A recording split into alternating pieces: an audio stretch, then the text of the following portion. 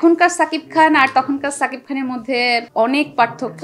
এখন মনে হয় যে উনি একজন ম্যানলি হিরো। যখন আমি সিনেমা করেছি উনার সাথে তখনও উনি কিং খান সাকিব খানই ছিলেন। উনার সাথে কাজ করা মানে অবশ্যই সৌভাগ্যের বিষয়। তো উনার সাথে আমার দুটো কাজ হয়েছে, একটা ফাদ এবং পরেরটা হচ্ছে মেন্টাল।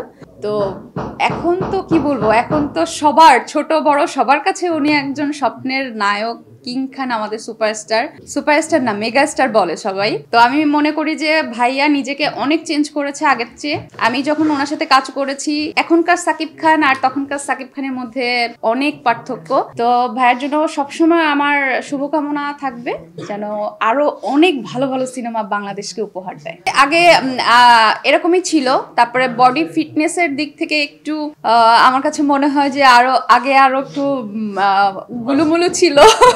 এখন অনেক সচেতন, এখন অনেক স্মার্ট লাগে, মনে হয় আরো বয়স অর্ধেক হয়ে গিয়েছে। বডি ফিটনেস অনেক সুন্দর। আর আমার কাছে এটা মনে হয় উনি নিজেকে চেঞ্জ করেছে শুধুমাত্র কলকাতা সিনেমা করে। উনি যতগুলো সিনেমা বাংলাদেশে করেছিলেন, হ্যাঁ অনেক সুপার হিট সিনেমা আছে বাংলাদেশে, কিন্তু নিজেকে ওরকম ভাবে প্রেজেন্ট করা, নিজেকে সুন্দর একজন পুরুষ হিসেবে প্রেজেন্ট করা, আমার কাছে মনে হয় যে উনি কলকাতার প্রথম যে সিনেমাটা করেছিলেন শিকারি, আমার কাছে মনে হয় হ্যাঁ শিকারি সিনেমা থেকে নিজেকে ভেঙেছে। এবং তখনকার সাকিব খান এখনকার সাকিব খান, এখন মনে হয় যে উনি একজন ম্যানলি হিরো।